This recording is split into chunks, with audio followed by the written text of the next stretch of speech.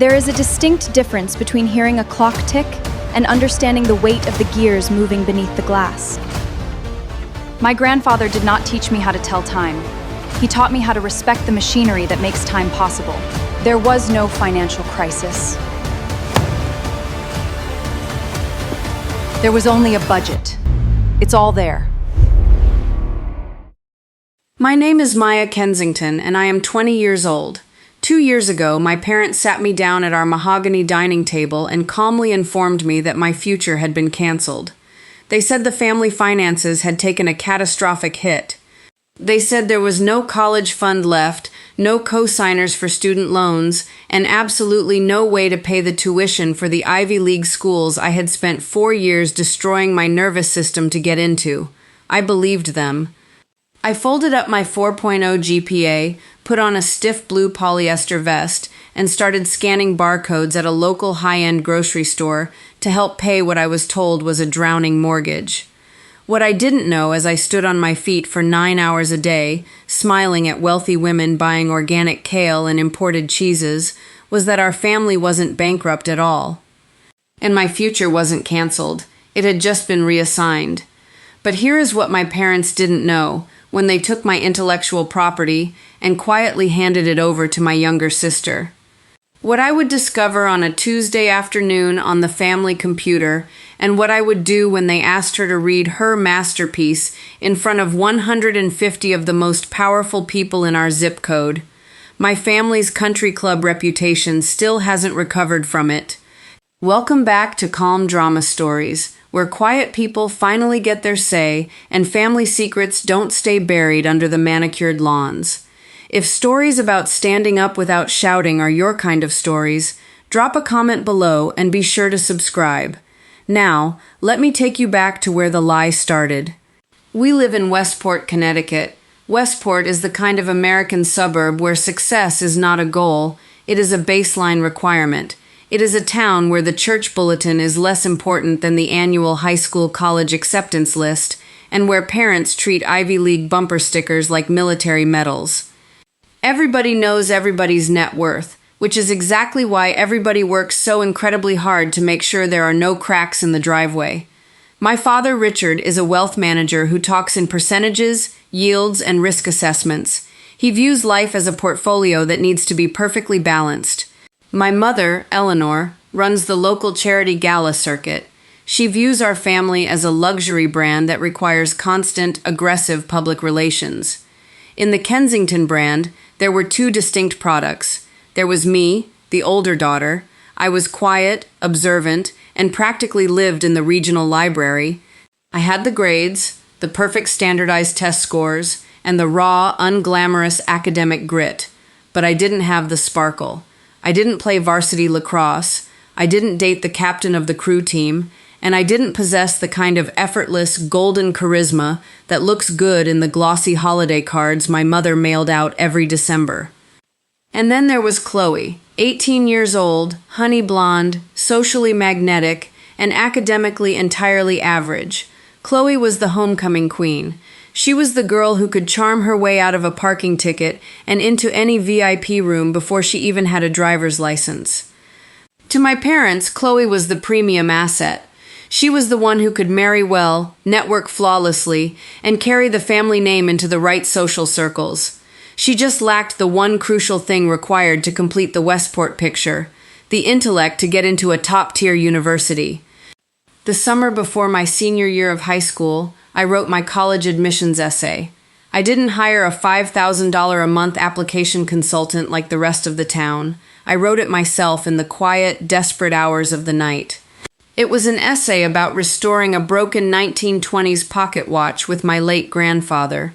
It was a metaphor for patience. It was about understanding the unseen, microscopic mechanisms of the world, about how the smallest, most invisible gears are the ones that actually carry the weight of time. It was deeply personal. It was the truest thing I had ever produced. I titled the Google Doc, The Unseen Mechanisms. I drafted it 22 times. I knew every comma, every cadence, every rhythmic pause by heart. The night before the early action deadline for Yale, my father called me into his study. My mother sat next to him on the leather sofa, looking flawlessly distressed. They didn't yell, they didn't cry, they just laid out the math. My father used his grave, boardroom voice to explain that they had suffered a severe margin call on some aggressive investments. He used words like underwater, liquidity crisis, and consolidation. He looked me in the eye and told me that if I applied and got in, it would only break my heart, because they simply could not write the check. I was 17 years old. I trusted the people who raised me because that is what children are programmed to do. I remember the physical sensation of the room shrinking around me, the sudden, violent absence of oxygen. When I asked about taking out federal loans, my father just shook his head slowly, like a doctor delivering a terminal diagnosis. He told me his credit was frozen. He said they couldn't co-sign. He told me they needed me to take a gap year, maybe 2, work locally, help them keep the house. He promised we would get back on our feet. I didn't argue. I went to my room, sat in the dark, and closed the Yale application portal without hitting submit. I didn't look at my pocket watch essay again. 3 weeks later, I took a full-time job as a cashier at Whole Foods. For 2 years, I smelled like retail bleach and bruised organic fruit. I spent my days standing on an anti-fatigue mat, watching my high school classmates come in wearing their university hoodies, Harvard, Brown, Columbia, home for the holidays, complaining about dorm food and talking about their study abroad programs in Florence. I swallowed my pride, smiled until my jaw ached, and bagged their groceries. And every Friday, I handed 60% of my minimum wage paycheck over to my millionaire father to help with the light bill. Meanwhile, a quiet miracle seemed to happen in the Kensington household. The catastrophic financial crisis quietly evaporated exactly in time for Chloe's senior year. Suddenly, there was money for her elite SAT tutors. There was money for her travel volleyball team to fly to Florida. And, miraculously, there was money for her Yale application fees. My parents sat me down again and told me that my hard work and sacrifice had helped stabilize the family just in time. Now, they said, it was Chloe's turn to shine. I was genuinely happy for her. I harbored no bitterness toward my sister. I truly believed my 2 years in a polyester vest had saved my family from ruin. Until last Tuesday. It was my rare day off. Chloe was at the country club getting a spray tan for her massive Yale send-off party that weekend. My parents were at work. I needed to print a W-2 form for my taxes, but my cheap laptop had finally died, so I went into my father's study and woke up the family iMac. The browser was open. Chloe had left her Google Drive logged in. I was about to click the profile icon to log her out when a file thumbnail caught my eye. The document was titled, Chloe Kensington Yale Splosh Personal Statement Final. I don't know why I clicked it. Maybe it was sisterly curiosity. Maybe some deeply buried, subconscious part of me already knew that Chloe, a girl who once genuinely asked me if Spain was located in South America, could not have possibly written a Yale-caliber personal statement. I double-clicked the document. The white page loaded against the glare of the screen. I started reading the first line. There is a distinct difference between hearing a clock tick and understanding the weight of the gears moving beneath the glass. My breath stopped completely. I read the second line, then the first paragraph, then the whole page. It wasn't just a similar essay, it was my essay, word for word, comma for comma. The only things that had been altered were the name at the top of the page and the substitution of my grandfather with a fictionalized, philanthropic uncle, carefully edited to fit my parents' curated narrative of our family's charitable history. I sat in my father's leather chair, staring at the glowing screen, and felt the floor drop out from under my entire life. They hadn't gone bankrupt. There was never a margin call. There was no liquidity crisis. They had simply looked at their 2 daughters, realized they only had enough liquid college funds to send one child to an elite school without compromising their country club lifestyle, and they chose the cheerleader. But they knew the cheerleader didn't have the grades, the depth, or the vocabulary to get into the Ivy League on her own. So they manufactured a crisis. They convinced the smart daughter to drop out of the race, stole her intellectual property, and quietly handed it to the golden child. I had spent 2 years of my life smelling like industrial cleaner, destroying my feet on concrete floors, handing over my pathetic paychecks to a man who wore $4,000 suits, all so my sister could steal my words and live my exact life. Most people would have screamed. They would have picked up a paperweight and smashed the iMac. They would have called their parents at their offices, sobbing, demanding an explanation, demanding justice. But I am my father's daughter, even if he doesn't want me to be.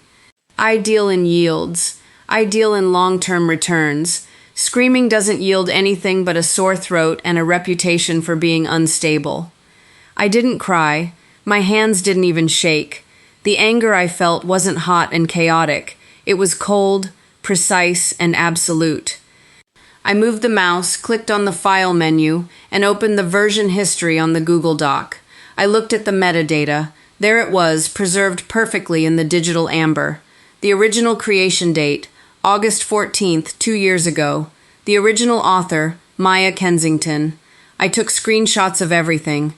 The timestamps, the edit logs, the exact minute my father's account had copied and pasted the text into Chloe's new document. I saved the files to a flash drive I kept on my keychain.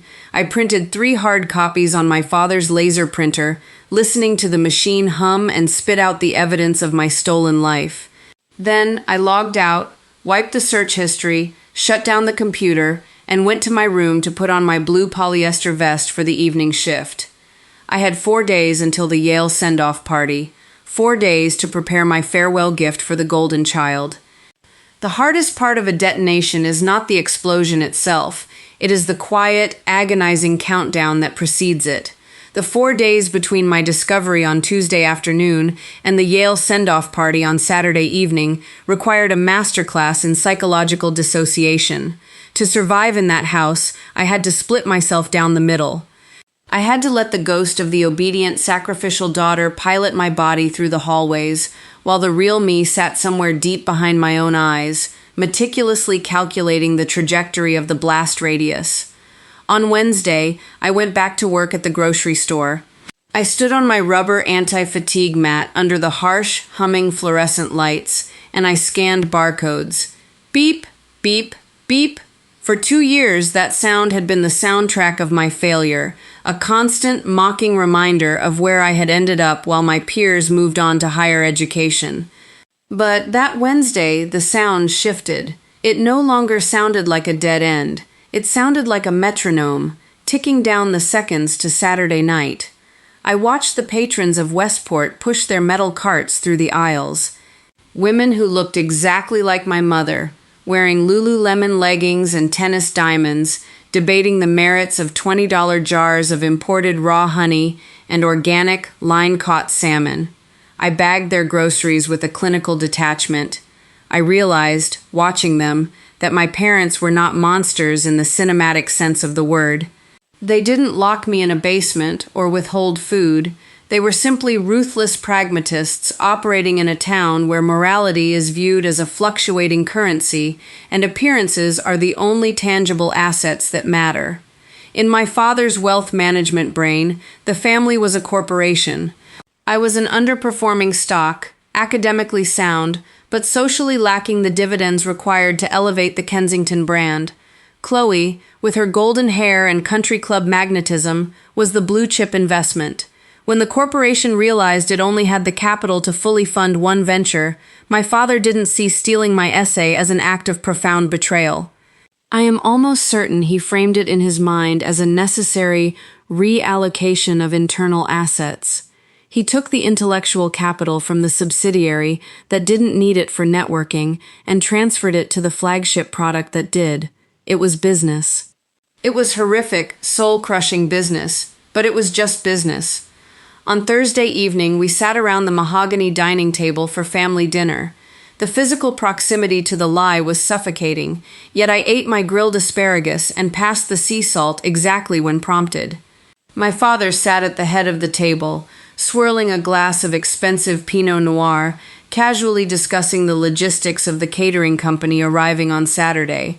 My mother was frantically scrolling through her iPad, stressing about the forecasted humidity and how it might affect the floral centerpieces. And then there was Chloe. She sat across from me, poking at her salad, complaining about the sheer volume of sweaters she had to pack for the New Haven winters. I studied my sister's face in the soft light of the chandelier. Did she know? I watched her laugh at a text message on her phone, entirely unburdened by guilt. No, she didn't know the essay was mine. She was too self-absorbed to recognize my writing style. She undoubtedly knew she hadn't written it herself, but in her world, difficult tasks were always outsourced.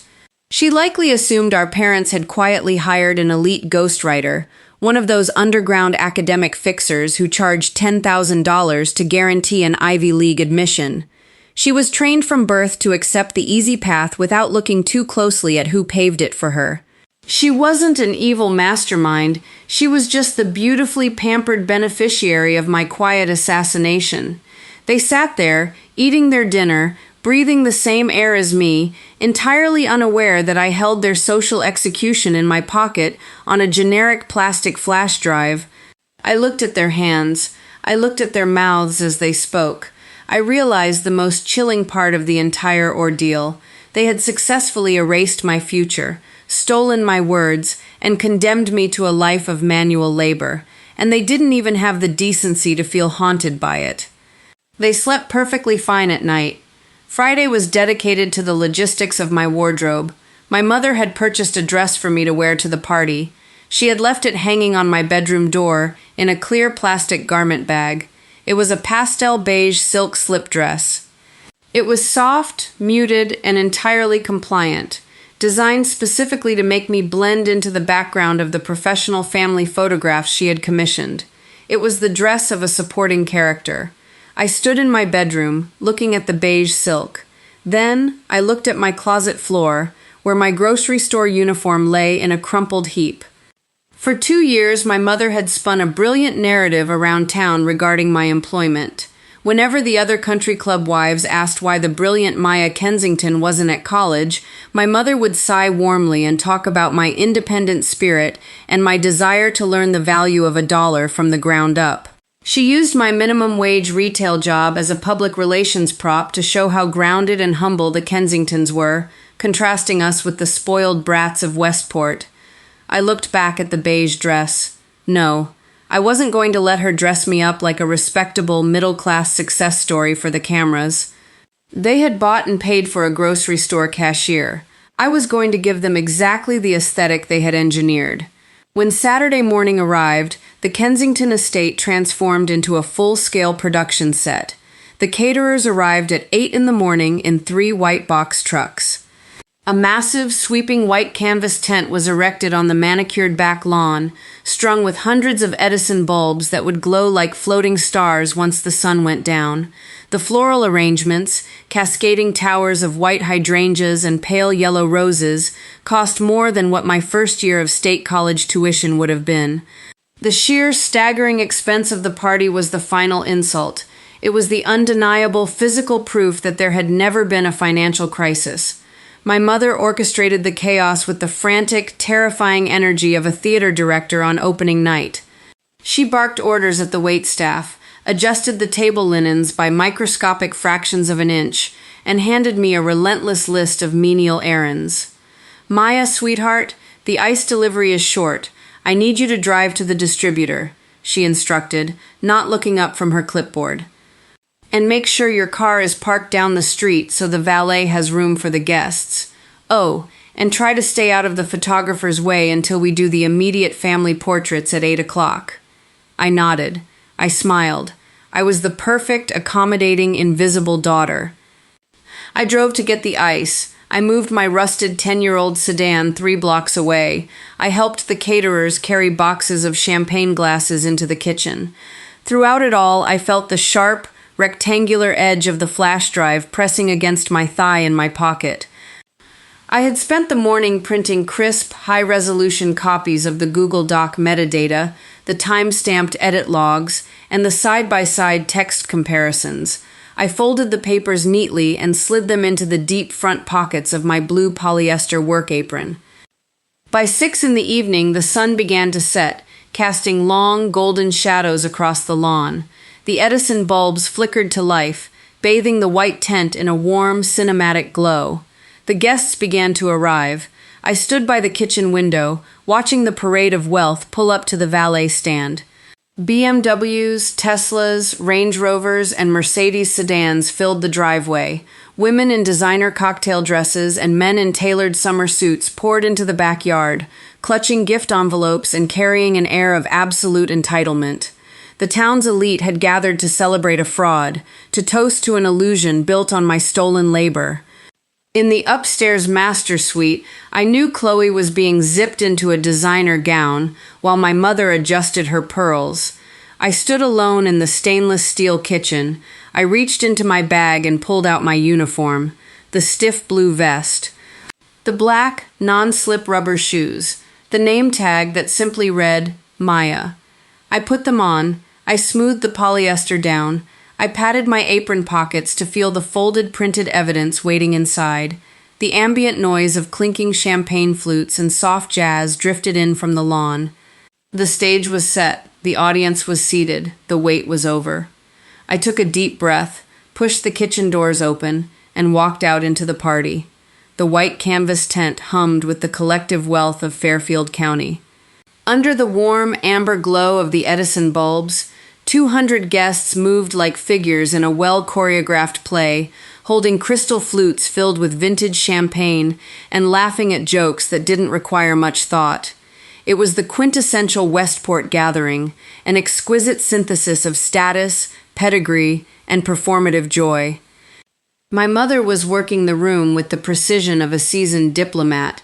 I watched her from the periphery, standing near the edge of the dessert table. She wore an emerald green silk dress that caught the light just right, her smile never faltering, her laughter ringing out at precisely the right octaves. She was in her element. This was her masterpiece, the successful family, the golden-haired daughter heading to Yale, the respectable, grounded background narrative she had spent years spinning for the town. And then there was me. I hadn't put on the beige slip dress.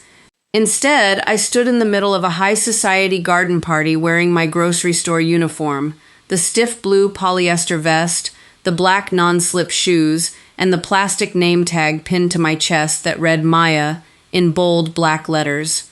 I didn't hide in the kitchen. I didn't skulk in the shadows. I walked right out into the center of the lawn, holding a simple glass of sparkling water, a quiet, dissonant note in a symphony of manufactured perfection. The visual dissonance was immediate. Heads turned. Conversations stuttered and died out as affluent couples caught sight of the blue polyester vest amidst the designer cocktail attire.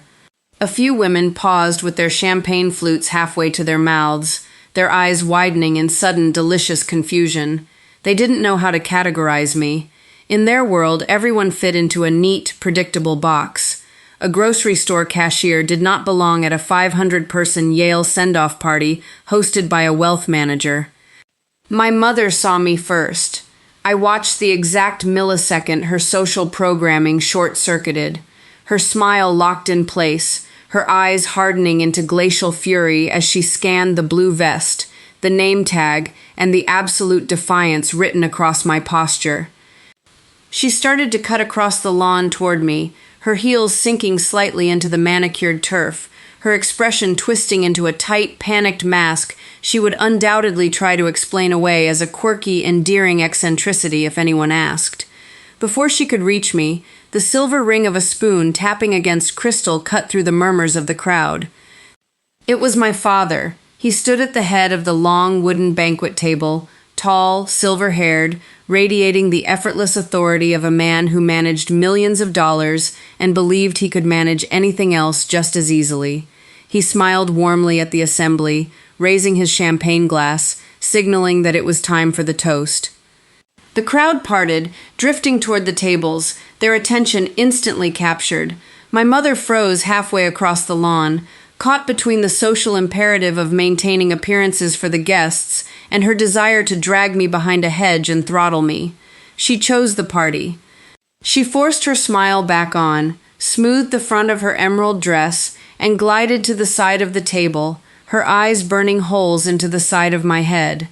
"Thank you all for being here tonight." My father's voice boomed through the portable sound system, rich, baritone, and impeccably measured.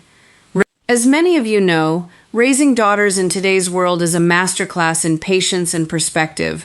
But looking at Chloe tonight, looking at what she has achieved, I am reminded that hard work, grit, and true intellectual depth always find their way to the light. Polite applause rippled through the crowd. My father beamed, gesturing gracefully toward Chloe, who sat at the center of the table looking like an American royalty postcard, flushed, radiant, and dripping in understated elegance.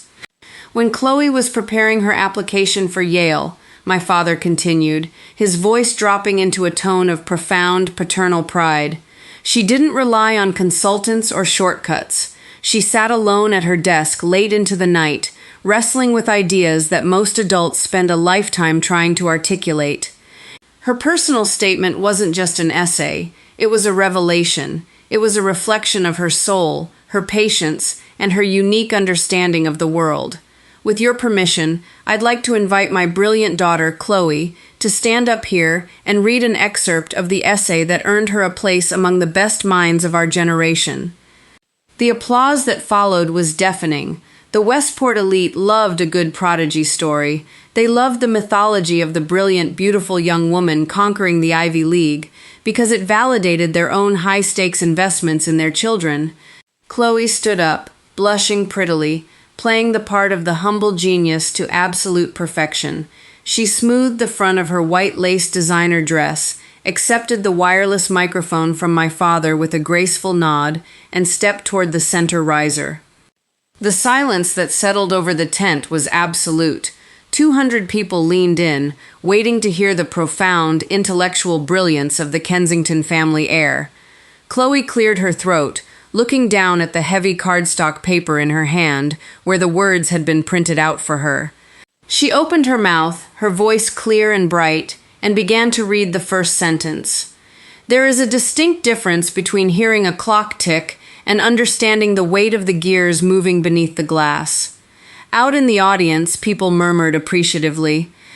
It was a good sentence. It was a brilliant sentence. It was a sentence I had crafted at 2 o'clock in the morning 3 years ago while sitting at my wobbly wooden desk with a lukewarm cup of tea, staring out at a dark street while my family slept soundly upstairs.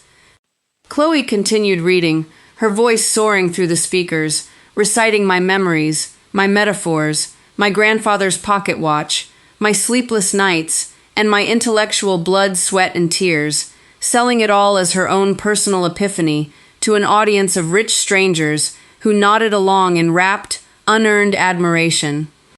She reached the end of the first paragraph, pausing for dramatic effect before delivering the next line. That was when I stepped forward. I didn't yell, I didn't stomp my feet or throw a glass of champagne. I simply reached into the deep front pocket of my blue polyester Whole Foods apron, pulled out a thick, crisp stack of printed paper, and walked past the tables. The rustle of paper sliding against paper was faint, but in the dead silence of the tent, it sounded like a heavy chain dragging across a concrete floor. My mother's head snapped toward me, her face draining of every drop of color. My father stopped smiling, his hand tightening around the stem of his champagne glass until his knuckles turned the color of chalk. I didn't stop until I was standing right at the edge of the wooden riser, just 5 feet away from my sister, bathed in the same bright amber light of the stage. Chloe stopped mid-sentence. Her mouth remained slightly open, the microphone hovering inches from her lips, her eyes widening in sheer, unadulterated terror as she looked down at the blue polyester vest, the black non-slip shoes, and the plastic name tag that read Maya. The tent went completely, suffocatingly dead. The string of Edison bulbs overhead hummed softly in the vacuum of sound. 200 pairs of wealthy, curious eyes shifted back and forth between the golden girl in white lace and the grocery store cashier in blue polyester standing at the foot of her stage. I reached into my pocket one last time, pulled out the printed Google Doc metadata sheet, complete with the original creation timestamps, the edit logs, and the explicit proof of authorship, and laid it down flat on the edge of the banquet table, right beside my father's untouched wine glass. I looked up, met my father's terrified eyes across the table, and finally opened my mouth to speak. The silence in the tent was no longer just an absence of noise. It had become a physical weight pressing down on the manicured lawn. I didn't raise my voice. I didn't have to. When the air is this still, even a whisper sounds like a gunshot. I stepped up onto the wooden riser, my non-slip rubber shoes squeaking faintly against the polished boards. Chloe shrank back as if my blue polyester uniform was coated in something highly radioactive. Her hand was trembling so violently that the microphone picked up the faint, rhythmic rustle of her acrylic nails against the plastic casing. I reached out and took the microphone from her. She let it go without a single protest, her fingers slipping away, leaving the heavy, matte black cylinder in my palm. She looked at me not with anger, but with the hollow, uncomprehending terror of a child who has just watched the sky fall and doesn't know how to put it back. I didn't look at the heavy cardstock paper she had been reading from. I didn't need to. I turned to the audience of 200 Westport elites, looked out over the sea of designer dresses, tailored summer suits, and frozen champagne flutes, and I continued the essay exactly where my sister had left off. My grandfather did not teach me how to tell time, I said, my voice projecting through the professional sound system, steady, unhurried, and completely devoid of any theatrical emotion. He taught me how to respect the machinery that makes time possible. He showed me that the most beautiful part of a watch is never the polished gold casing that everyone sees. It is the bruised brass teeth of the escapement wheel inside, turning endlessly in the dark, doing the actual grinding work while the hands on the surface take all the credit. I paused, letting the cadence of the words settle over the banquet tables. The crowd was utterly paralyzed. A few of the older guests, men who had spent their entire lives analyzing risk, reward, and human behavior, narrowed their eyes, the brutal calculus of the situation slowly dawning on them.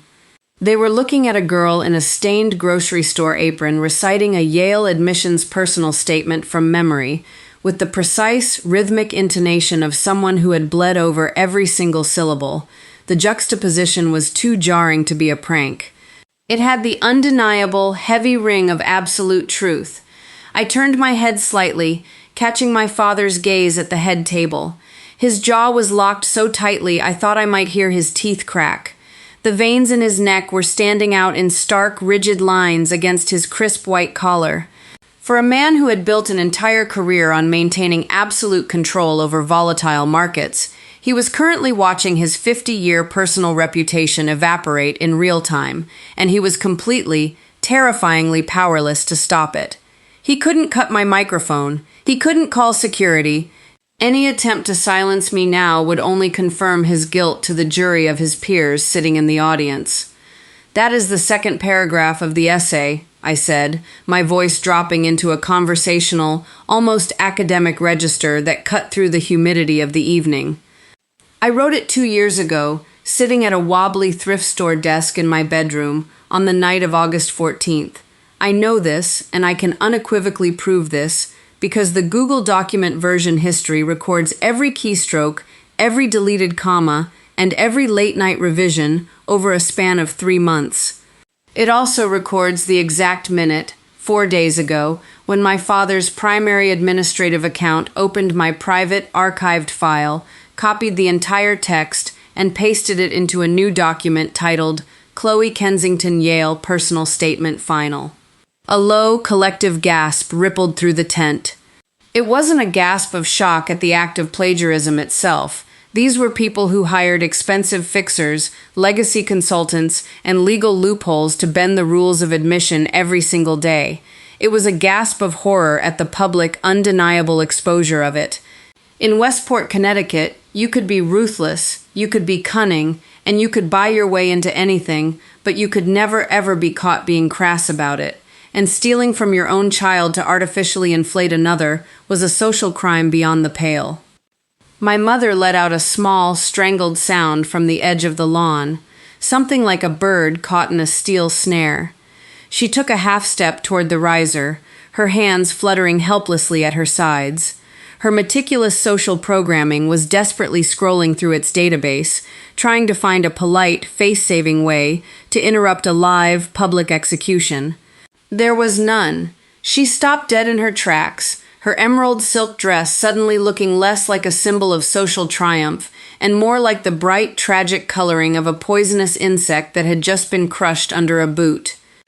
2 years ago, I continued, addressing the silent crowd again, holding the microphone steady, my parents sat me down in our dining room and told me that our family had suffered a catastrophic financial collapse. They looked me in the eye and told me there was absolutely no money for college. They asked me to sacrifice my acceptances, to take a minimum wage job, to help keep this estate afloat while they recovered. For 2 years, I have scanned your groceries. I have bagged your organic produce. I have handed over 60% of my weekly paychecks to a wealth manager who apparently needed my $10 an hour to survive. I gestured with my free hand to the lavish, sickening spread behind me, the towering floral arrangements, the vintage champagne fountains, the string lights, the catered crab cakes that collectively cost more than my annual retail salary. There was no financial crisis, I said, the absolute chilling calm in my voice slicing through the night air like a surgical blade. There was only a budget that could only accommodate sending one child to the Ivy League while maintaining the lifestyle to which this family is accustomed. They chose the daughter who looked the part, the one who fit the brand, but they knew she didn't have the mind to get in, so they manufactured a bankruptcy, grounded the smart daughter, stole her intellectual property, and quietly handed it to the golden child. It was a very clean, very efficient reallocation of internal family assets. I looked at Chloe. She was weeping now, silent, ugly tears streaking through her professional spray tan, ruining her perfect, Yale-bound aesthetic. She wasn't crying out of guilt for stealing my words. She was crying because the spotlight, for the first time in her pampered life, was actively burning her, and there was no one stepping in to shield her from the heat. I pointed to the crisp stack of papers resting neatly next to my father's champagne flute on the banquet table. The metadata is on the table, I announced. The edit logs, the timestamps, the IP addresses. It's all there, printed in high resolution for anyone who wants to verify the provenance of the Kensington brand's latest and greatest acquisition. I looked back out at the audience. The silence was absolute, heavy, and terminal. No one was drinking. No one was whispering. The men who had shaken my father's hand an hour ago were now staring at him as if he were carrying a highly contagious disease. The women who had air-kissed my mother's cheek upon arrival were physically leaning away from her, recalibrating their social alliances and striking the Kensingtons from their gala lists in real time. My parents were socially dead in this town. It would take a few days for the country club memberships to be quietly revoked, for the charity board invitations to get lost in the mail, but the autopsy was already over. I had killed them with their own guests as witnesses. I looked down at the heavy black microphone in my hand. I thought about dropping it, executing the classic, theatrical mic drop to punctuate the moment, but I didn't. I am not a performer. I am a cashier who just wanted her life back, and performers always leave a mess for someone else to clean up. I brought the microphone back to my lips for one final steady breath. Yale is an institution that prides itself on the rigorous pursuit of truth, I said, my voice echoing off the canvas walls of the tent, hanging in the air with the inescapable finality of a judge's gavel striking wood. I imagine the admissions committee will be extremely interested to see the true origins of this personal statement when the original file, complete with its indisputable digital footprint, lands in their inbox tomorrow morning. I didn't wait for a response. I didn't wait for my father to scream, or my mother to faint, or my sister to offer a hollow apology. I gently placed the microphone down on the wooden podium, making sure it didn't make a single sound. I stepped off the riser, my black non-slip rubber shoes sinking slightly into the perfect manicured lawn. I walked down the center aisle of the tent, passing through the sea of frozen, wealthy faces. No one tried to stop me. No one said a single word. The crowd parted for me like I was a ghost that had finally decided to haunt them out in the open. I walked past the melting ice sculptures, past the stunned valet stand, and down the long, winding driveway toward the street where my rusted sedan was parked in the shadows. I walked away from the Kensington estate, and for the first time in 2 long years, I didn't feel the suffocating weight of a broken watch pressing down on my chest. I felt like the gears had finally clicked into place. The drive away from the Kensington estate was the quietest car ride of my life. I didn't turn on the radio. I just rolled the windows down and let the warm, humid Connecticut air rush over my face, smelling the pine trees and the damp asphalt. The stiff blue polyester of my grocery store uniform felt less like a prison uniform now, and more like a suit of armor I had successfully worn into battle.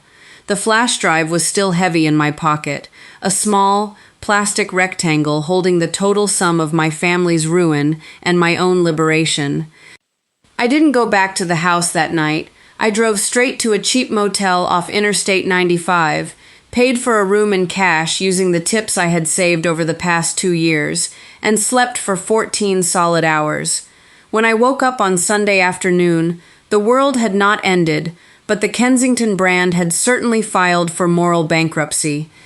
My phone, which I had turned off the night before, was a graveyard of frantic digital activity when I finally powered it on.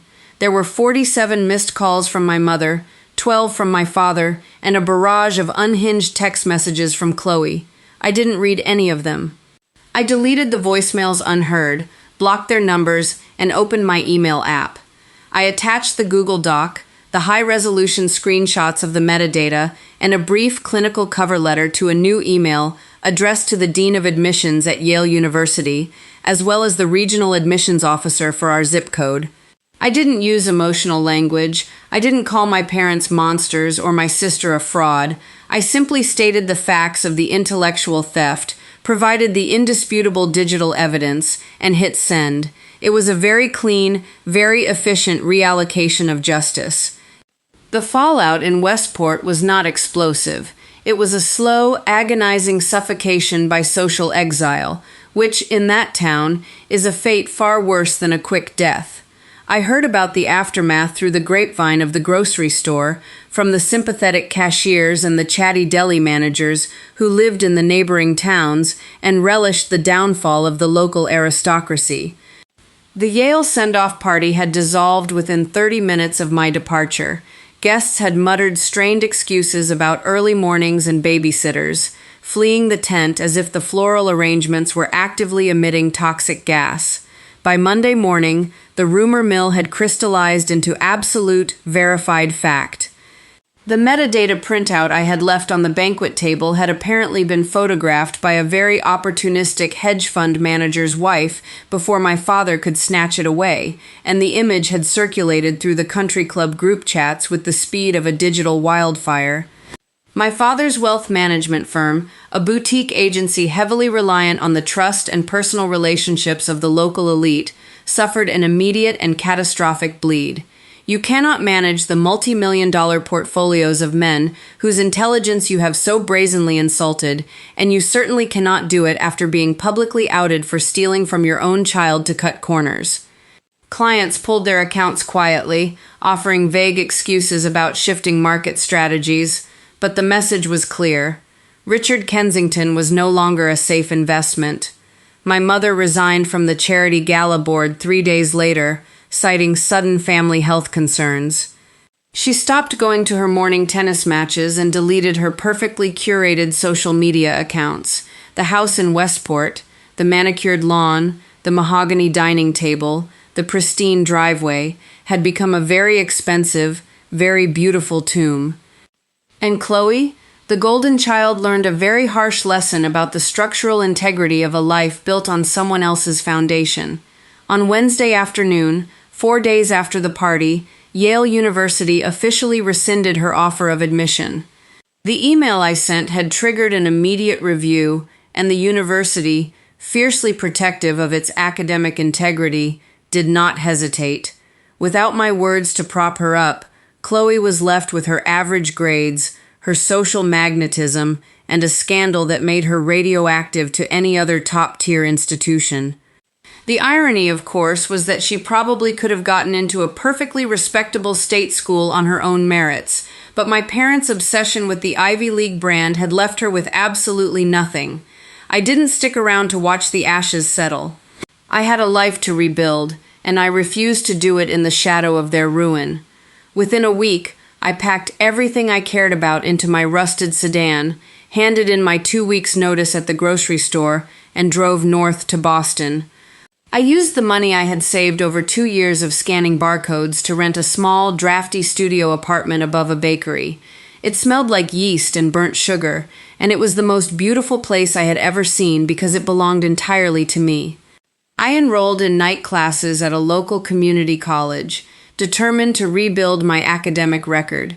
I got a job as an administrative assistant at a small, cluttered law firm during the day, organizing files and answering phones for attorneys who didn't care about my pedigree or my lack of a designer wardrobe. I worked hard. I worked quietly. I became the unseen mechanism in my own life, grinding away in the dark, slowly moving the hands of my own clock forward. 2 years later, I transferred to a prestigious university in the city to finish my degree. I didn't write an admissions essay about my family or the betrayal at the Yale send-off party. I wrote about the mechanics of a bakery at 4 a.m., about the quiet dignity of manual labor, and the specific kind of resilience it takes to rebuild a life from scrap parts. The admissions committee loved it. They called it authentically grounded.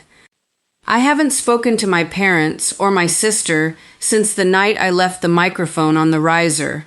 Occasionally, a relative will attempt to act as an emissary, calling to tell me that my mother is deeply depressed, or that my father's business has never recovered, or that Chloe is struggling to find her footing in a town that no longer reveres her.